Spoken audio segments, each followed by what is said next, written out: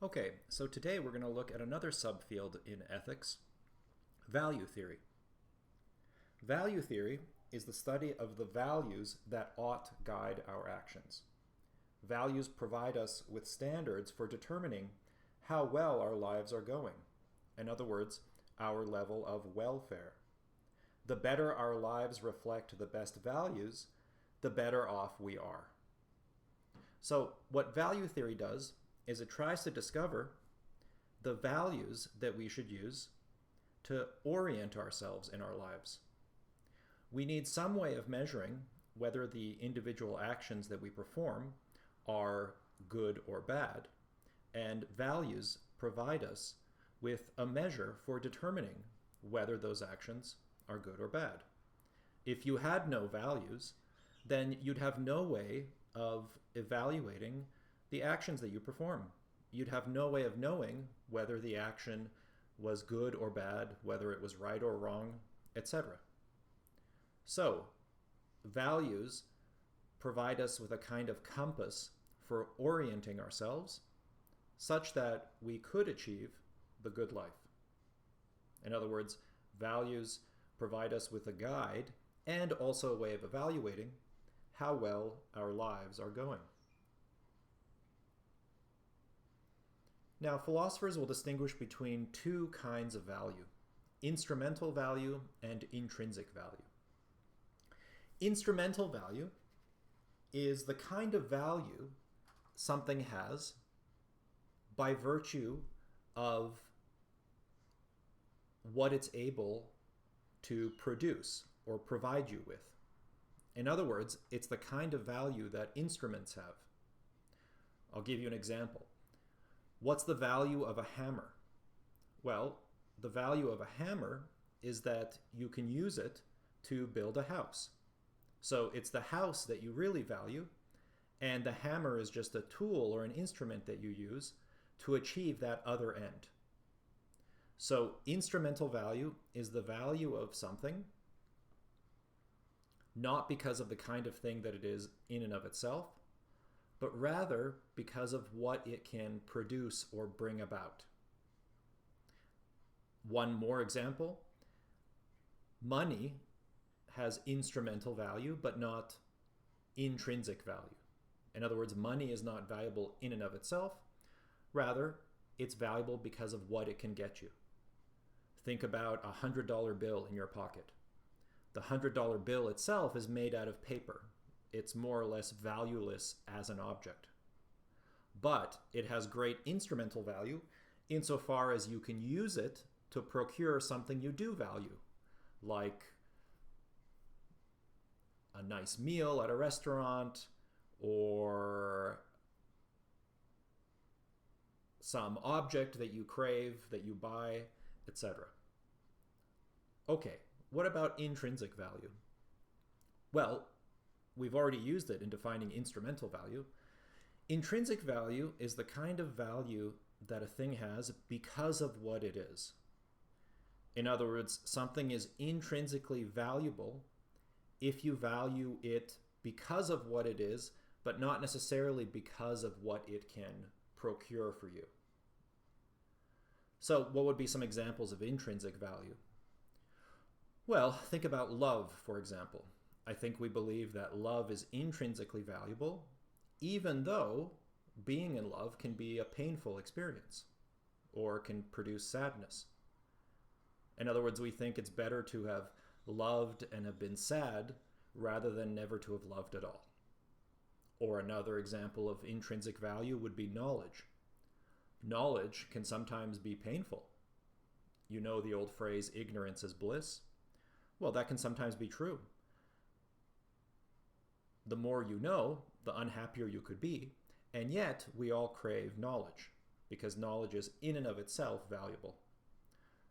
Other examples might be justice, or truth, or beauty, etc. To give a more mundane example, I think family, for many of us, has intrinsic value. Family can be difficult. Your family members can cause you a lot of consternation and strife and unhappiness, and yet we still value them. Okay, In doing value theory, we want to figure out what things are intrinsically good.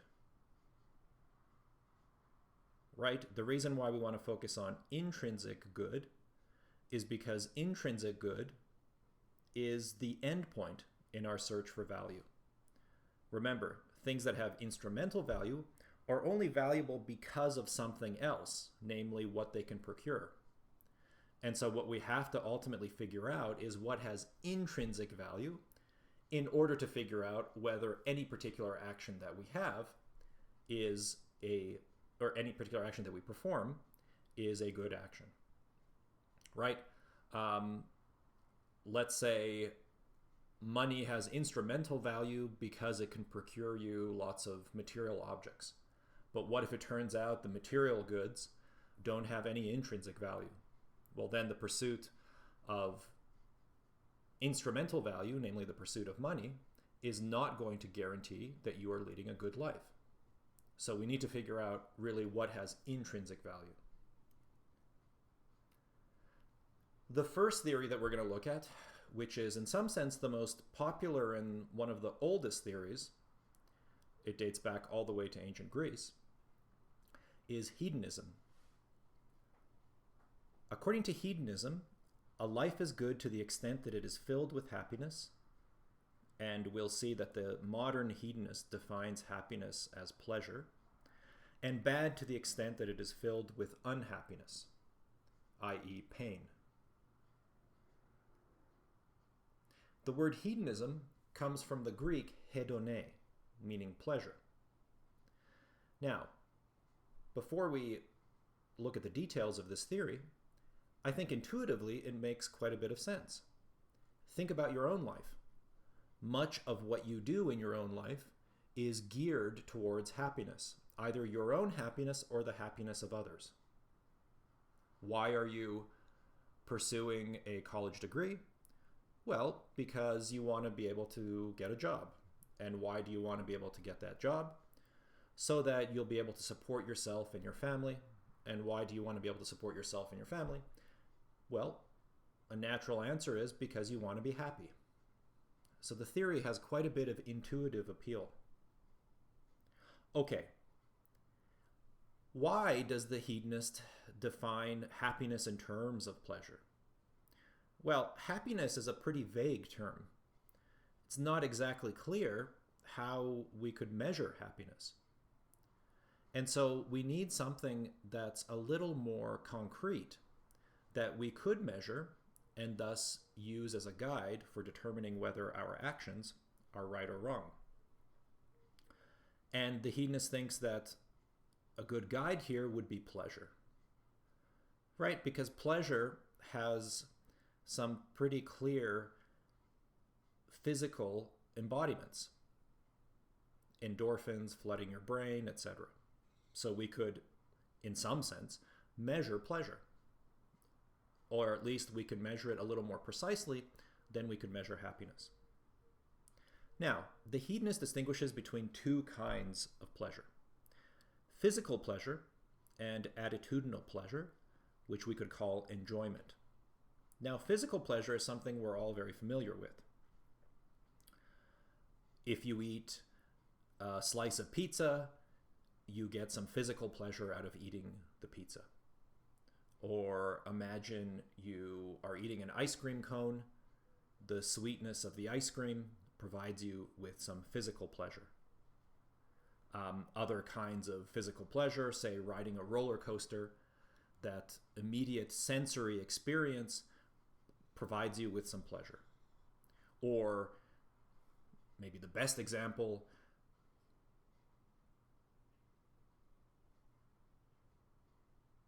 being in an intimate physical relationship with someone through sexual intercourse or whatever, provides one with a certain amount of physical pleasure. Now, the hedonist wants to distinguish physical pleasure from this other kind of pleasure.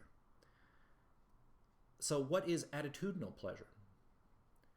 Well, attitudinal pleasure is a little bit harder to pin down, but we can sort of think of some examples. Imagine you're reading an adventure novel and you're engrossed in what's happening in the novel. You are enjoying the novel, but there is no bombardment of your senses that is typical of physical pleasure. Rather, you are just sitting on the couch reading the novel and you're engrossed in it. That's a kind of attitudinal pleasure. Or think about when you learn something new in one of your classes. You get some enjoyment from learning something new about the world, but again, it's not a sort of bombardment of the senses, it's a more of an attitudinal state. Or think about another example. Imagine a parent who is watching their child graduate. The parent is experiencing pleasure, enjoyment, because they're feeling pride because of what their child accomplished. But it's not a kind of bombardment of the senses. It's not a physical pleasure. It's something a little more attitudinal.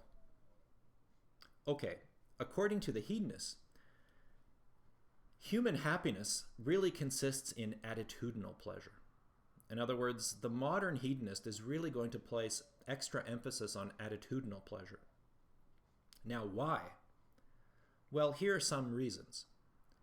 Attitudinal pleasures last longer than physical pleasures. So think about eating a slice of pizza. You are experiencing pleasure while you're eating it, but as soon as you're done, the pleasure disappears. Attitudinal pleasure, though, is longer lasting. When you learn something new about the world and you experience a kind of attitudinal enjoyment because of it, that knowledge stays with you your entire life. Or think about reading a really good novel. If it's a really good novel, or say watching a really good movie, if you're watching a really good movie or reading a really good novel, the pleasure that you get from it stays with you. You remember the novel, you remember the movie. It changes your outlook on the world. You go forward in your life seeing the world in a slightly different way. That's what all sort of great works of art can do for us. So attitudinal pleasures are longer lasting. They're also a little more difficult to procure. Physical pleasures are quite easy to achieve. You simply put the pizza in your mouth, right? You just stimulate your senses. In a sense, they're very sort of base pleasures. But attitudinal pleasures require a little more sophistication or refinement. In order to get pleasure out of Shakespeare, you sort of have to learn to read Shakespeare, for example. Or to have your perspective on the world changed by watching a movie, you sort of have to already have some familiarity or some level of education with more sophisticated ideas in order for that shift to take place.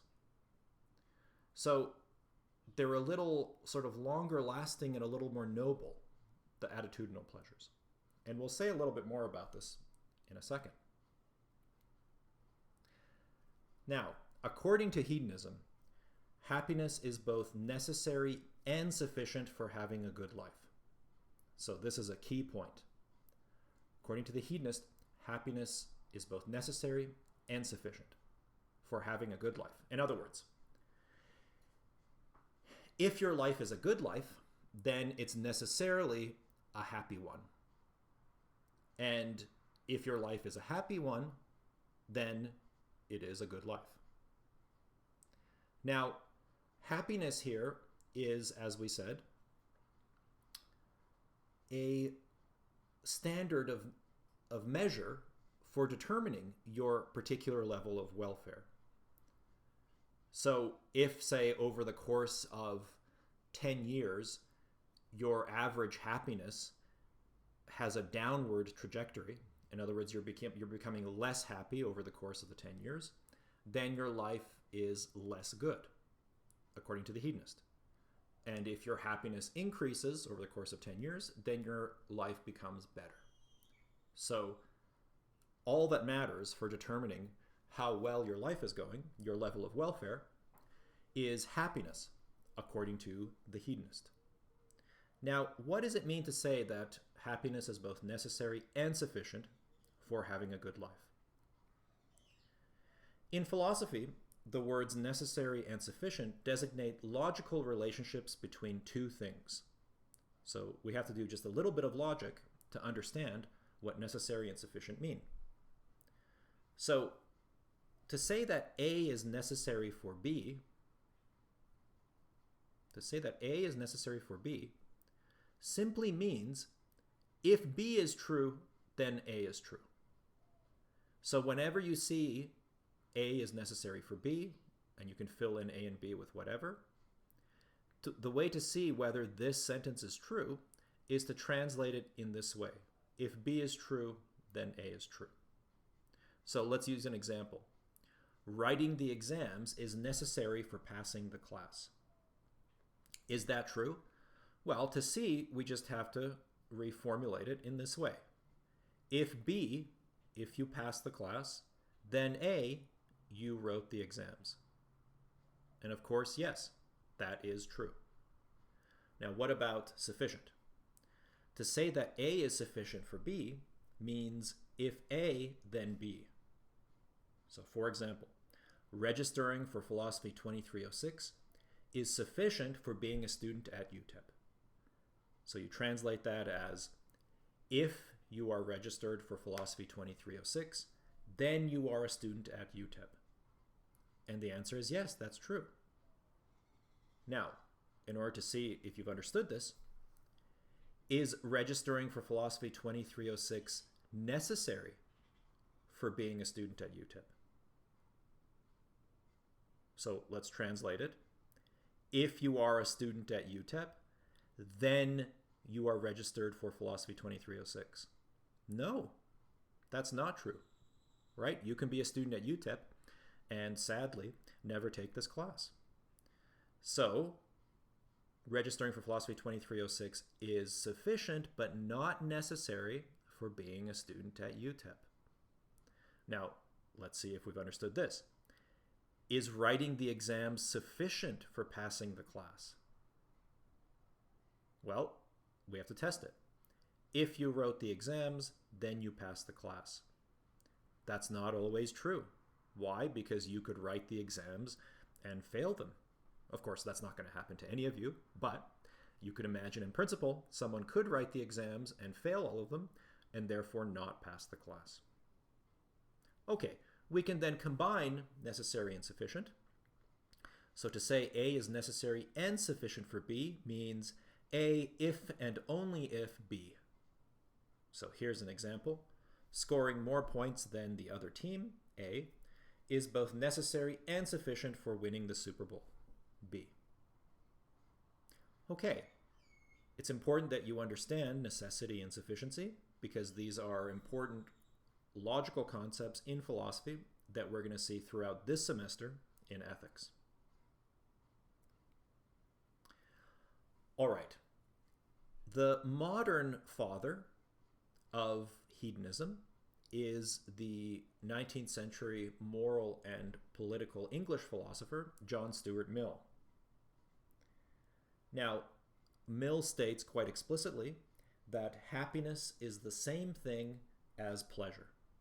So hedonism states that happiness is the only thing that has intrinsic value, the only thing that's good in and of itself. And Mill defines happiness in terms of pleasure. And here's a nice famous quote of Mill's. It is better to be a human being dissatisfied than a pig satisfied. Better to be Socrates dissatisfied than a fool satisfied. So what does this quote reveal about how he understands pleasures? Well, pleasures can be measured both quantitatively and qualitatively, says Mill. So just to give you an example, if I eat a vanilla ice cream, and let's say I like the taste of vanilla ice cream, and you eat the same amount of vanilla ice cream, and you also love vanilla ice cream, then we can count each of our pleasures, and let's just give it a random number. Each of our pleasures is worth 1 unit of happiness. So we can compare and see that, okay, we both have the same amount of happiness. So that's what it means to quantify pleasures. However, pleasures can also be measured qualitatively. And Mill indicates this by saying that there are some higher pleasures and lower pleasures.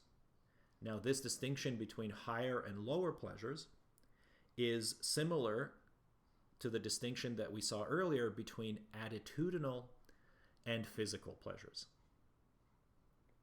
So, it is better to be a human being dissatisfied than a pig satisfied. What is Mill trying to say by this? Well, what he's saying is that a maximally happy pig is one that can only partake in physical pleasures.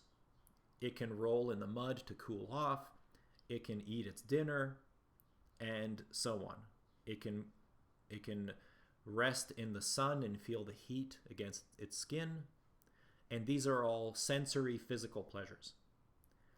But a human being can experience all of those plus the higher pleasures. A human being can appreciate a work of art, can understand a mathematical theory, can feel pride in the accomplishments of itself and of others. So a human being is capable of these more noble or higher pleasures. And Mill thinks that even a human being dissatisfied, in other words, a human being that's unhappy, is still going to be leading a better life than a pig that's satisfied. Right? Our dissatisfaction in the attitudinal pleasures, let's say, you have trouble understanding a particular mathematical theory, doesn't mean that your life is going to be worse off than that of a pig. Why? Because there are other attitudinal pleasures that you can experience that the pig cannot. Right? Better to be Socrates dissatisfied, Socrates, the famous ancient Greek philosopher, than a fool satisfied. Right? A fool is someone who is largely ignorant of the world and is just constantly gratifying their base physical pleasures.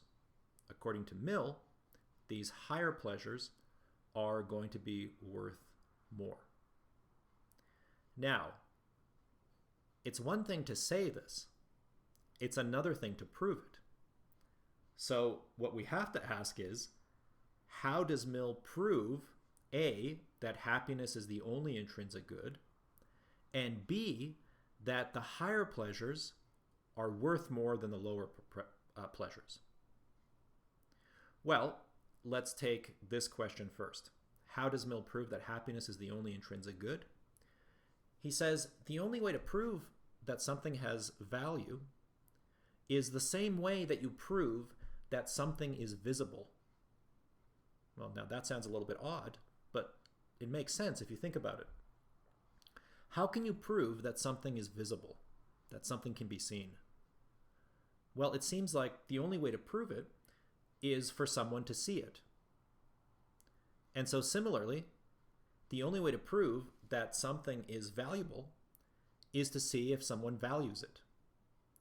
And Mill says that if you ask anyone what it is that they value, they will ultimately reach happiness as the thing that has intrinsic value. And so let me give you an example of what he's going for, right? Why is it that you turned on the computer today? Well, you turned on the computer today because you wanted to listen to the lecture. So why is it that you're listening to this lecture? Well, you're listening to this lecture because you want to do well on the exam. So notice, let's stop at this point. You're turning on the computer, or let's just say your computer, has instrumental value because it provides you with this lecture. And this lecture has instrumental value because it provides you with information to do well on the exam. And then I ask you, why do you want to do well on the exam? And you say, because I want to pass the class. And I say, why do you want to pass the class? Because I want to get a degree. So again, let's stop there. Doing well on the exam, or the exam itself, has instrumental value because it'll help you pass the class. And passing the class has instrumental value. Why? Because it'll get you the degree. And then I ask, why do you want to get the degree? And you say, because I want to be able to get a job. Okay, so both the degree now and the job have instrumental value. Why does the job have instrumental value? Well, I ask you, why do you want the job? And you say, so that I could make a decent living. And I ask you, why do you want to make a decent living?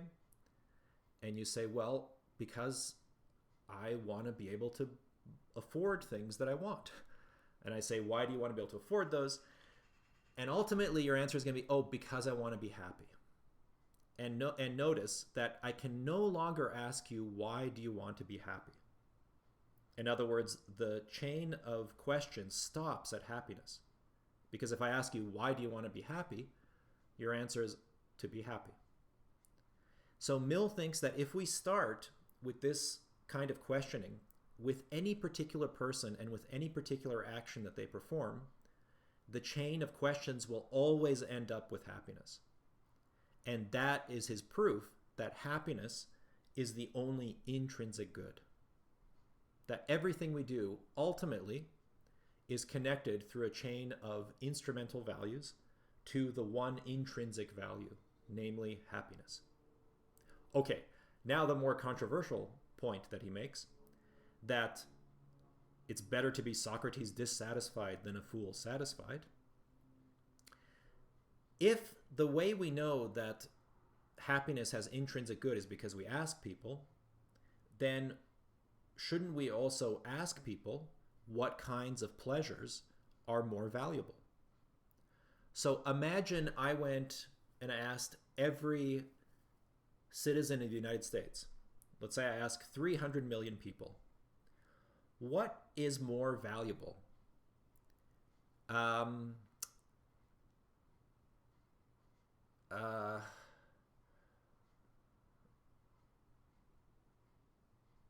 Or what's going to bring you more pleasure? Let's say I ask them this. What's going to bring you more pleasure? Watching the latest Hollywood blockbuster or reading Shakespeare's Macbeth? Now, if I asked just 300 million people,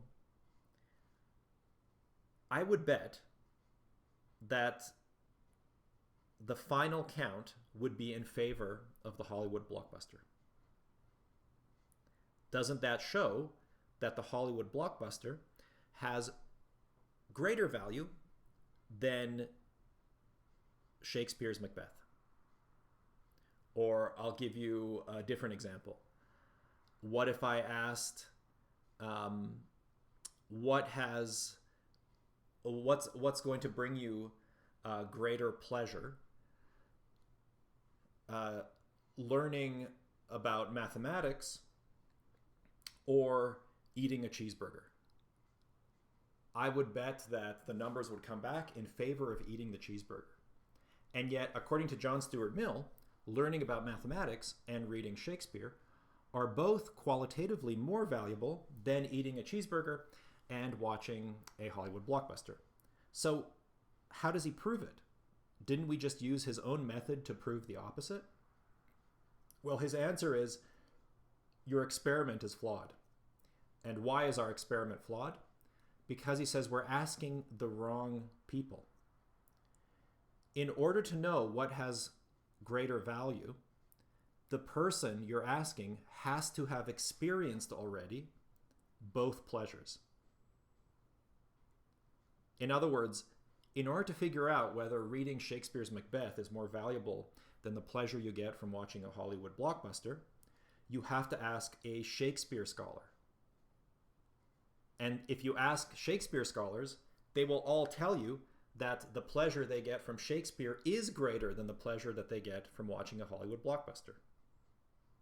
And so if you ask those people who are able to compare the pleasures, he says you always get the same response.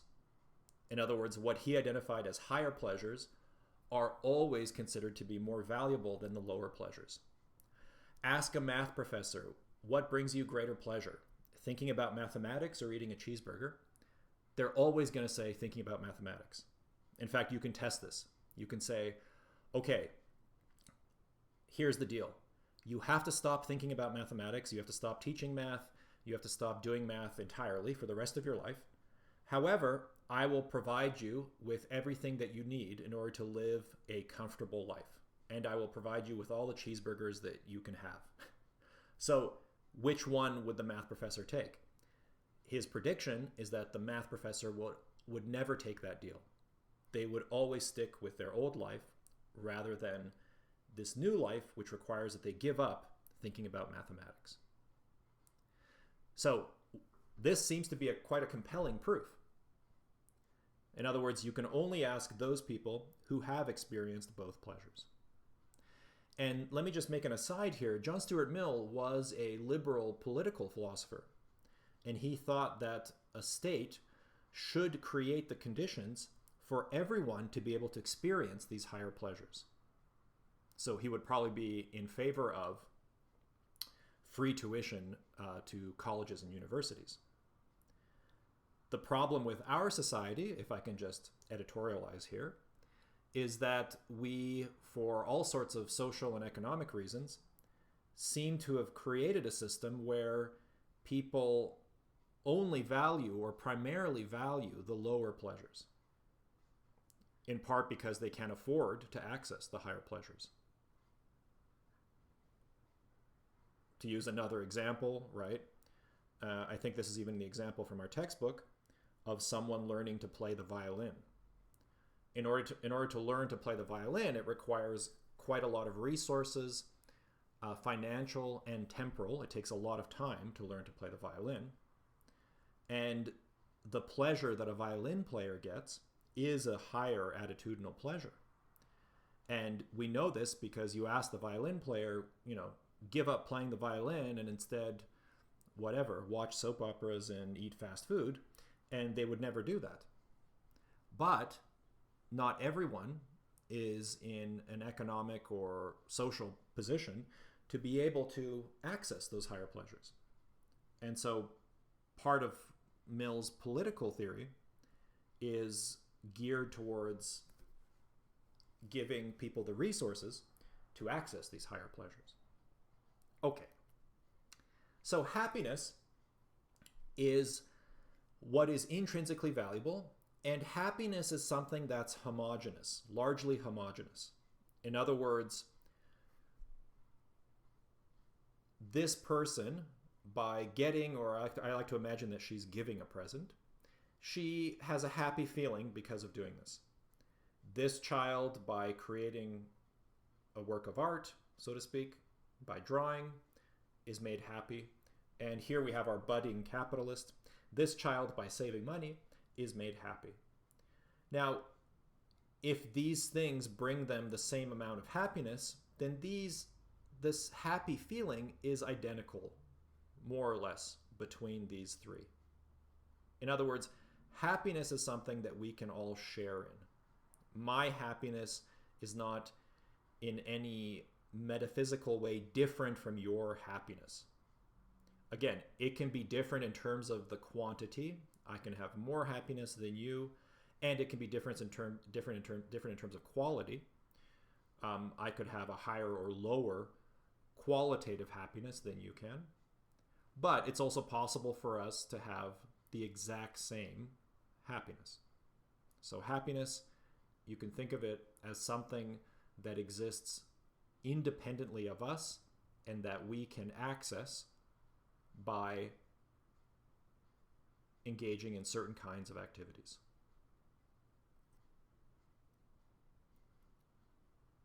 So what are the benefits of this theory? Well, one, it's flexible. And what does this mean? Well, it means that the theory doesn't tell us in advance what actions or what kinds of actions will lead to the good life. The theory could actually pick out many different kinds of lives as good lives.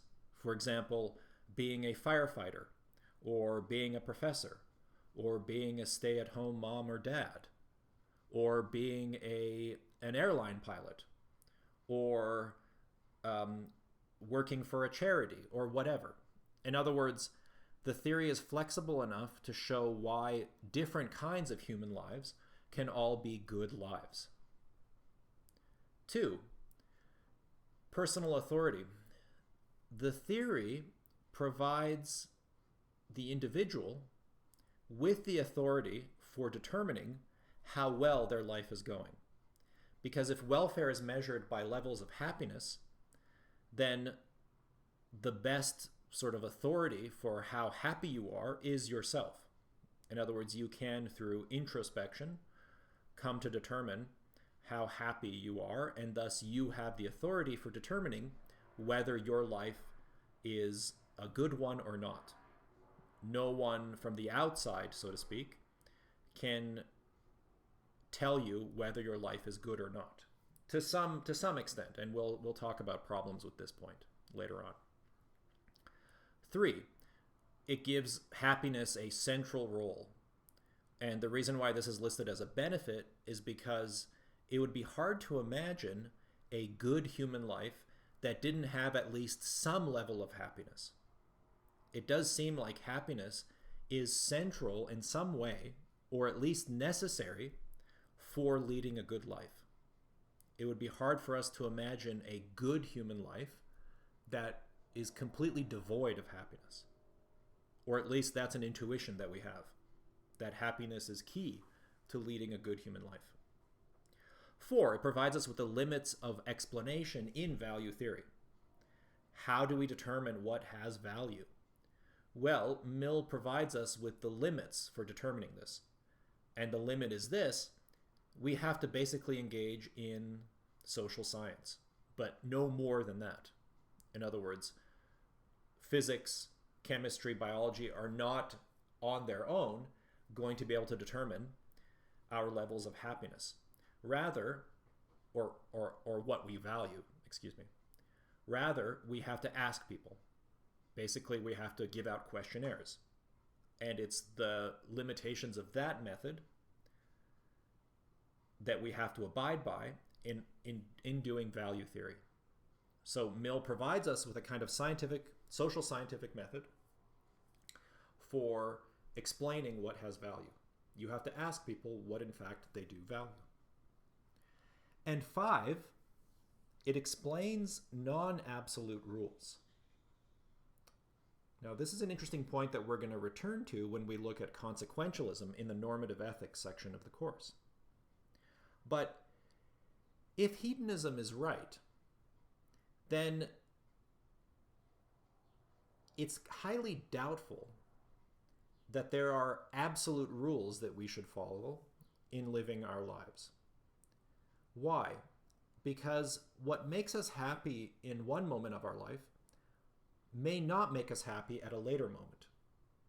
And there is going to be no rule that's going to be able to capture that difference.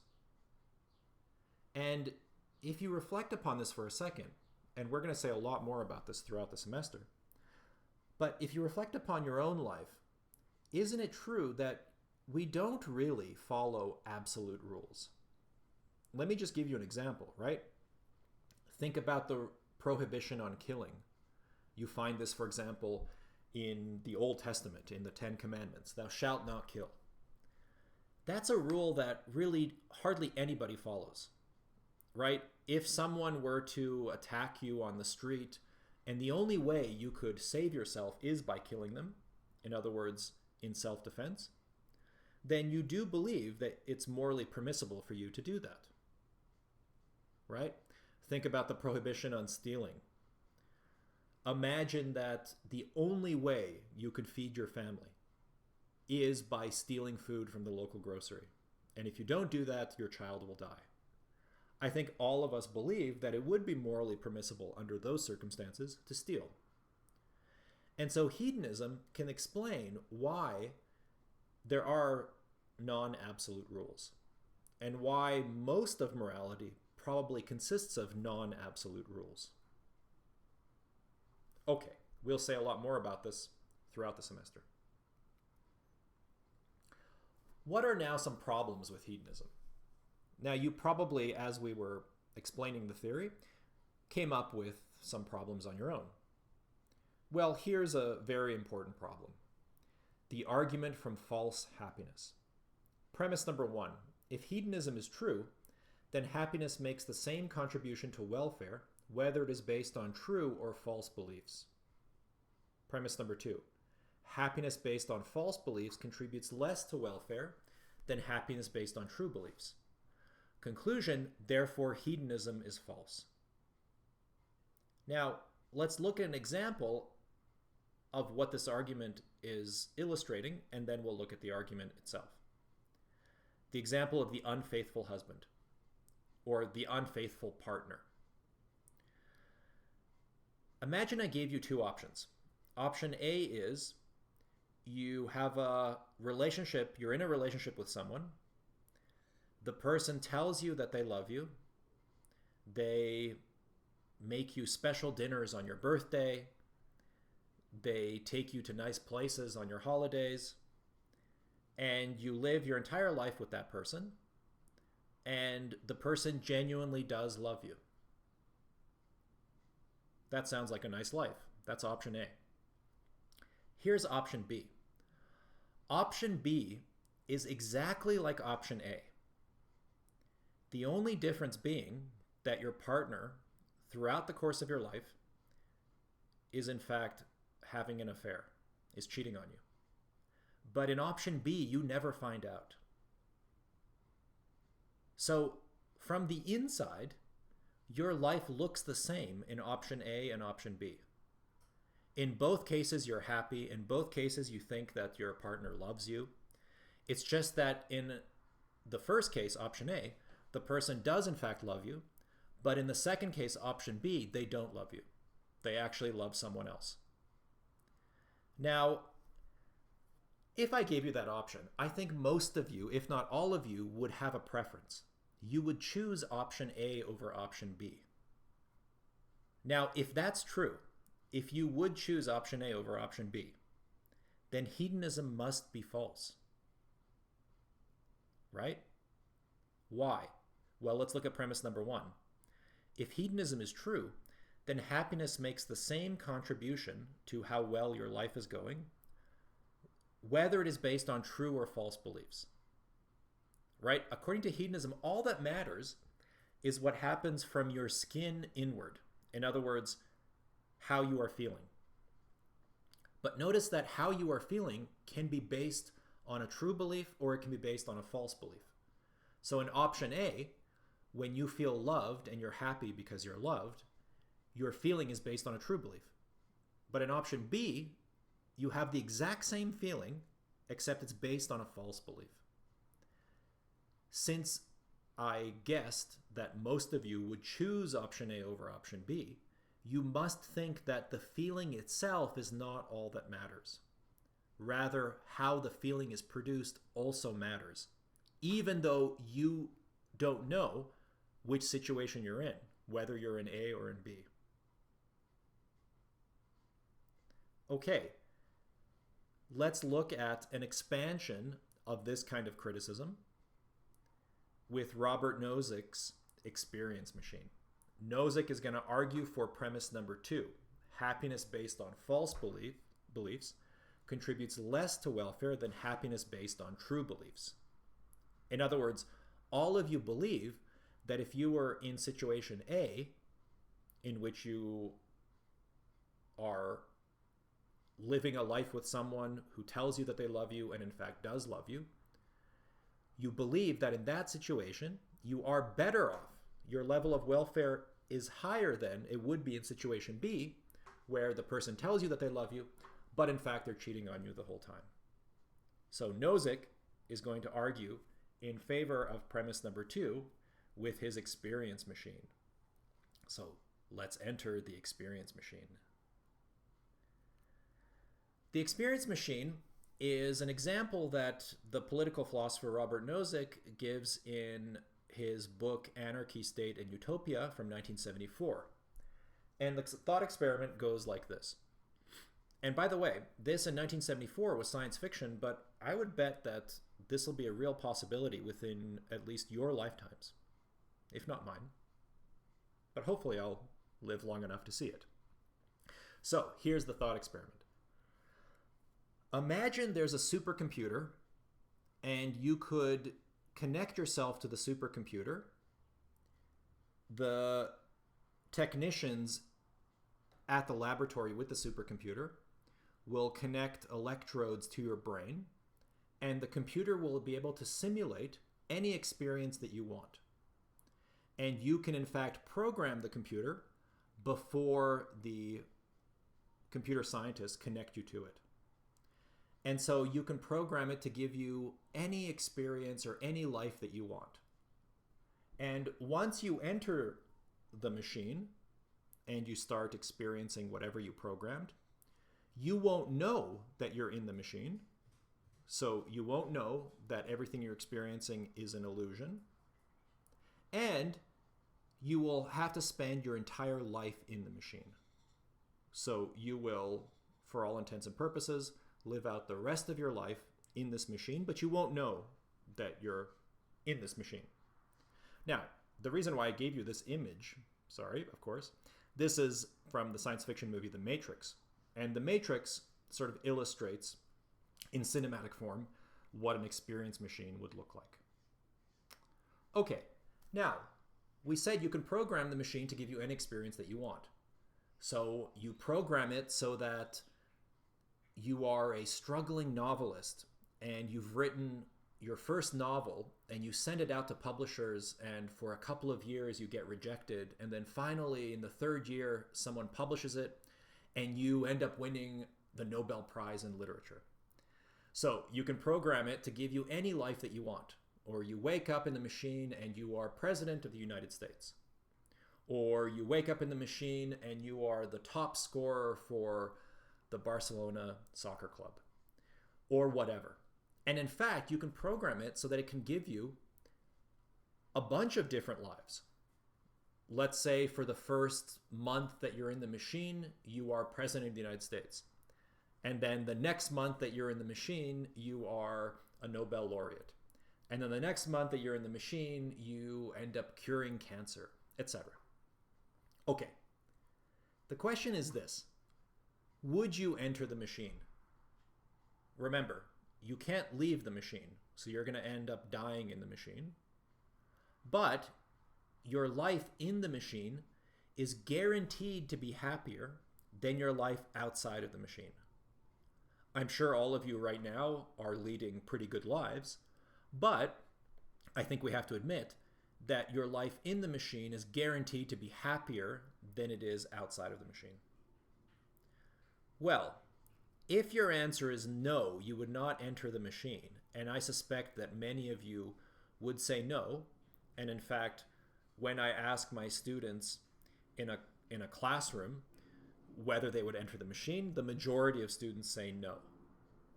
If the answer is no, then hedonism must be false, right? If the answer is no, then happiness is not the only intrinsic good. Rather, other things are good. Why might some of you say no, that you wouldn't enter the machine? Well, you might say no, that you wouldn't enter the machine because all of your beliefs in the machine would be false. In other words, your life and the happiness that you have would be based on a lie, just like the unfaithful husband scenario. Or maybe some of you wouldn't enter the machine because you would no longer be in contact with your friends and family. Of course, you can program the illusion that you're interacting with your friends and your family, but your friends and your family would not be there. And since you value them, and remember we said that family is a good example of something that has intrinsic value, even though family doesn't bring you happiness, that means you value something other than just happiness. So Nozick says there are three basic reasons why we wouldn't want to enter the machine. Reason number one, we want to do things rather than simply experiencing doing things. Right? So we want to, say, actually write the great American novel rather than just experience writing the great American novel. Or let me give you a different example. Some of you want to be parents. So let me just hypothesize for a second. Let's say you want to be a father. Well, what does it mean to be a father? Well, what it means to be a father is to stand in a real-world, concrete relationship with another human being and to have a positive causal effect on that human being. To teach them how to ride a bike, to teach them how to be confident, and so on. Well, what you want to do is actually have that effect on another person, not just experience having the effect. In the experience machine, all you're doing is experiencing having that effect. Okay, 2. Nozick says we want to be something rather than experience being something. So again, we want to be the parent and not just experience being the parent. And 3, which I think connects 1 and 2, we want to be in contact with reality. So we value being in the real world, actually being in direct contact with reality, rather than being in contact with something that we think is reality, but in fact is not. So these are the 3 reasons that Nozick gives for why we do not want to enter the experience machine. So what does Nozick's argument suggest about Mill's proof for hedonism? Remember, Mill's proof for hedonism is ask people what they value, and ultimately you'll find out that they value happiness.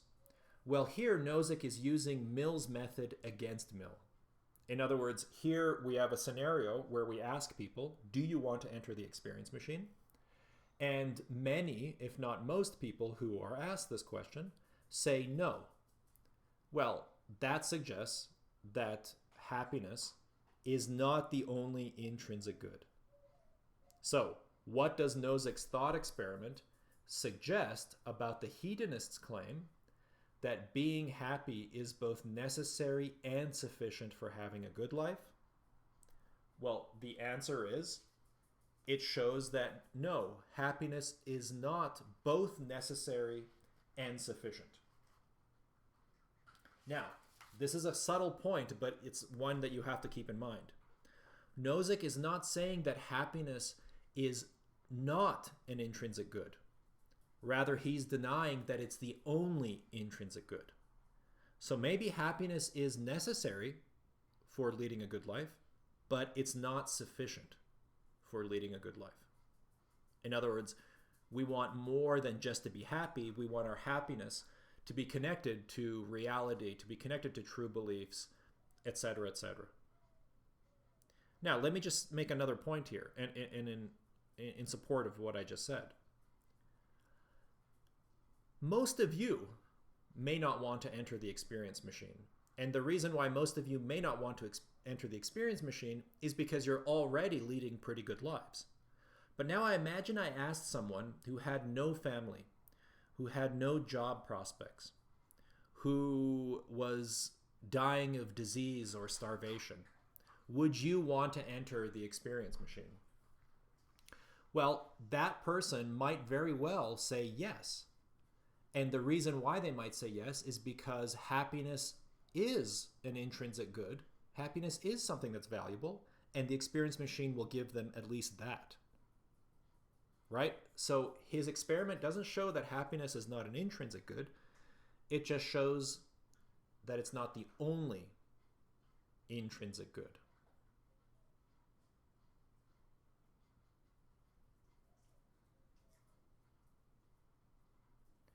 And let me just say one more thing before we leave the experience machine. We already have experience machines, right? If you sit down and watch a movie after a long day of work or studying, you are sort of primarily doing it because you want to increase your happiness level, or you want to relax and the relaxing will make you happy. Or if you sit down and play video games, sometimes maybe you sit down for a little too long. But you sit down and you play the video games for an hour, 3, 6, maybe some of you 9. Notice that that is a kind of experience machine. let's say you're playing a first-person shooter video game like Call of Duty or Halo. Notice you play that game in part because you want to experience what it's like to throw a grenade at your friend. But you don't actually want to throw a grenade at your friend.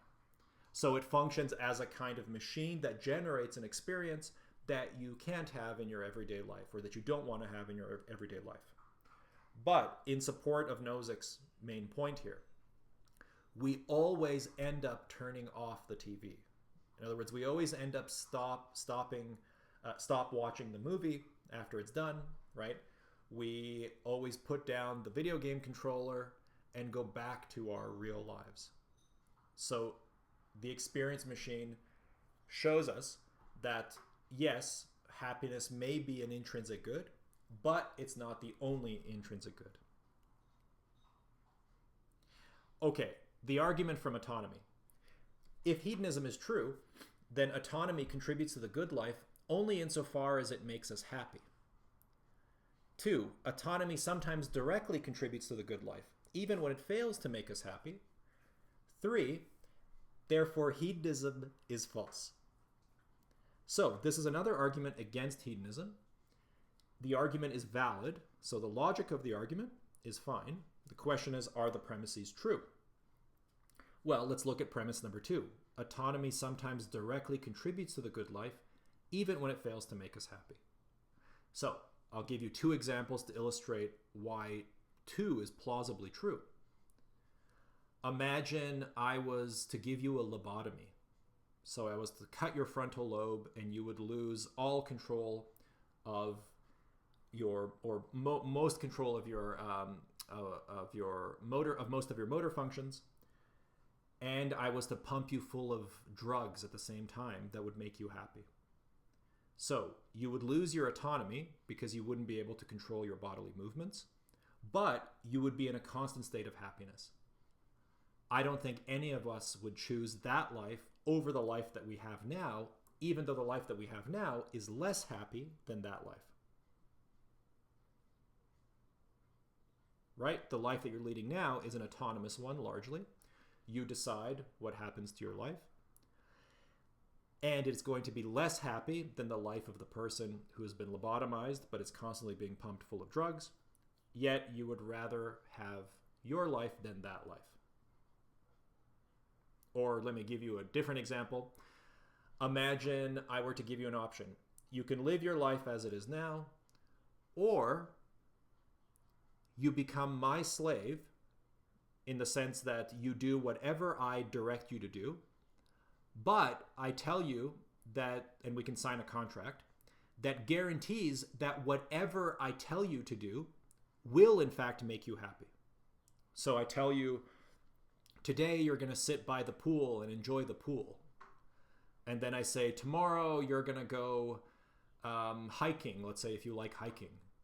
And then I say, on Wednesday, the third day, you're going to travel to Paris.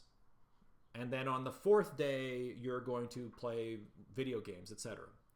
So notice everything I tell you to do will in fact make you happy, but you will have no autonomy. I will be directing your entire life until the day that you die.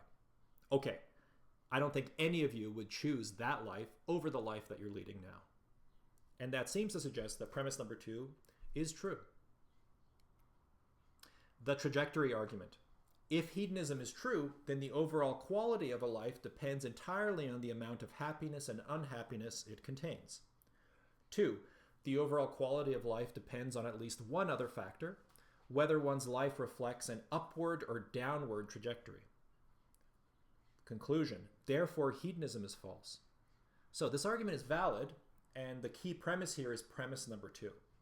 The overall quality of life depends on at least one other factor, whether one's life reflects an upward or downward trajectory. So what this means is the following. Imagine I gave you an option.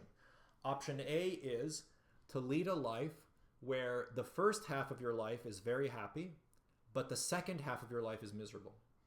Or option B, where the first half of your life is miserable, but the second half of your life is happy. Notice that the total amount of happiness is the same in both lives. And so according to hedonism, both lives are equally good. And yet I bet that most, if not all of you, would prefer the second life, the life in which your happiness goes upward, over the first option, where the happiness in your life decreases over the course of your life. The argument for multiple harms. If hedonism is true, then you can be harmed by something only because it saddens you. 2, you can be harmed in other ways. 3, therefore hedonism is false. This argument is valid, so we just have to look at premise number 2. According to hedonism, remember, what makes your life improve is an increase in your actual happiness.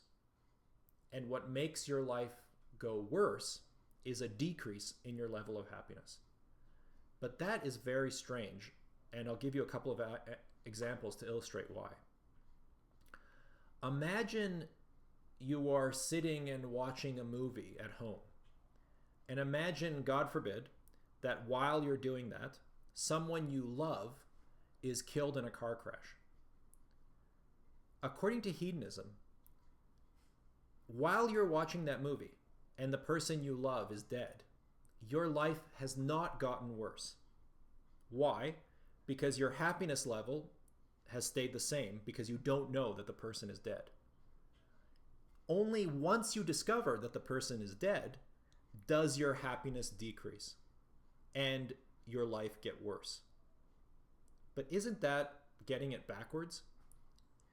Isn't it true that when the person dies, even if you don't realize it, your life has gotten worse, even though your happiness has stayed the same, right?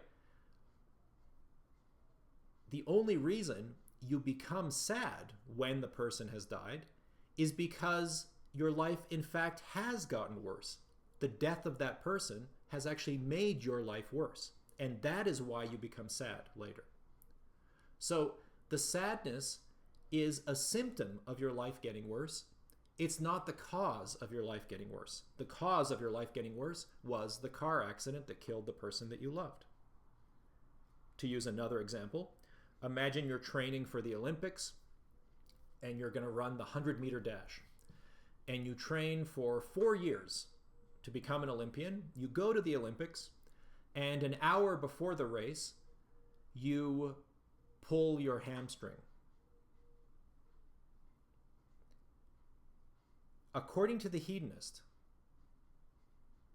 your life is worse only because you're made unhappy by the fact that you pulled your hamstring, not by the fact of the hamstring being pulled itself. But again, doesn't that get things backwards?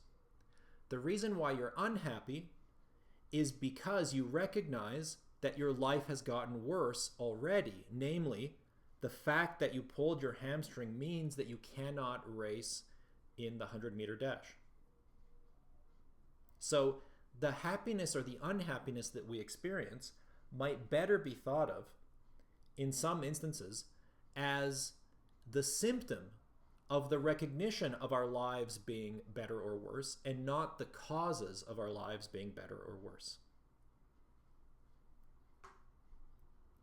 Okay, so the traditional picture that the hedonist has is this, that happiness is the only thing that has intrinsic good, and our lives become better or worse depending on how connected we are to happiness. But if the criticisms we looked at are right, then the following picture is more accurate. There are all sorts of things that have intrinsic good, like friendship, or art, or autonomy. So let's look at some examples. Why is this person happy? Well, they're happy because the act of giving or receiving a present furthers what they truly value, which is friendship. So the friendship is what makes their life better, and the happiness is a symptom or a side effect of the friendship. Or think about a kid who draws at school. Like, what do kids do when they come home with a drawing that they made? They run up to the parent and they say, "Look at what I did, look at what I did." Well, that seems to indicate that What matters is autonomy. I did this. And the happy feeling is a symptom or a side effect of the autonomy. But it could also be other things. It could be just beauty, art, that's valuable in and of itself. And the child is made happy by the fact that they are connected to beauty, that they created something beautiful. And it could also be happiness, right? We're not denying that happiness is an intrinsic good. We're just denying that it's the only intrinsic good. And here, of course, with the budding capitalists, why is it that we value money? Well, largely because of autonomy, right? We want to be self-sufficient. We want to be able to control our lives and not be under the control of whim or circumstance or someone else. And so the happiness that we experience by having the money is just a side effect of the autonomy that we've achieved by saving the money.